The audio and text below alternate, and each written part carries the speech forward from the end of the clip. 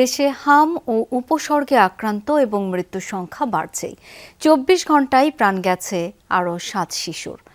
এর মধ্যে চট্টগ্রাম বিভাগে ৪ জন, ঢাকায় ২, সিলেটে মৃত্যু হয়েছে ১ জনের। নতুন রোগী ভর্তি ১,৬৩১ জন। এদিকে রাজধানীর এক শীর্ষক সেমিনারে স্বাস্থ্যমন্ত্রী সরদার সাখাওয়াত হোসেন বলেন, হামের টিকাদান কর্মসূচিতে লক্ষ্যমাত্রার চেয়েও বেশি সাফল্য অর্জিত হয়েছে। পাশাপাশি হামের টিকা প্রদানকারী সংশ্লিষ্টদের সব ছুটি বাতিলের কথাও জানান তিনি।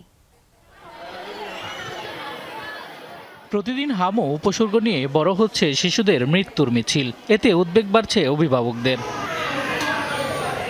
২৪ ঘন্টায় হাম ও উপসর্গ নিয়ে চট্টগ্রাম বিভাগে ৪ জন, ঢাকায় ২ ও সিলেটে মৃত্যু হয়েছে ১ জনের। এছাড়াও নতুন রোগী ভর্তি হয়েছে ১,৬৩১ জন।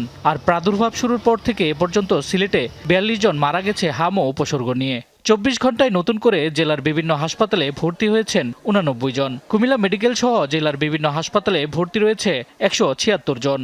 তার বাদে আমি গেছি তো লায়েন্সও তারা দেখার বাদে হচ্ছে সদর আবার লাগে।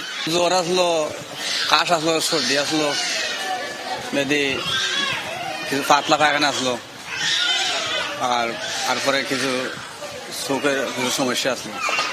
এছাড়াও ময়মনসিংহ, বরিশাল, রাজশাহী, রংপুর ও চট্টগ্রাম বিভাগেও বিভিন্ন হাসপাতালেও হাম ও উপসর্গ নিয়ে রোগীর ভিড় রয়েছে। কোথাও কোথাও শয্যা সংকটে মেঝে ও বারান্দায় চিকিৎসা চলছে। এতে পোহাতে হচ্ছে ভোগান্তি।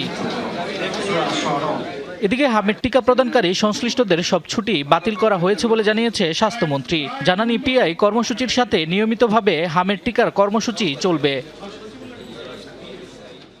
আমার মাননীয় প্রধানমন্ত্রীর নেতৃত্বে আমরা শ্রম দিয়ে অন্তত হামটাকে একদিন আগে, একদিন পিছিয়ে, একদিন আগে এই জায়গাটায় রাখতে পেরেছি এবং আশা করি অ্যান্টিবডি ক্রিয়েট হওয়ার পরে আগামী খুব স্বল্প সময়ের ভিতরে হামটা বেশ কমে আসবে, এটা আমার একটা দৃঢ় বিশ্বাস। শামস তাবরিজ উচ্ছ্বাস, যমুনা নিউজ।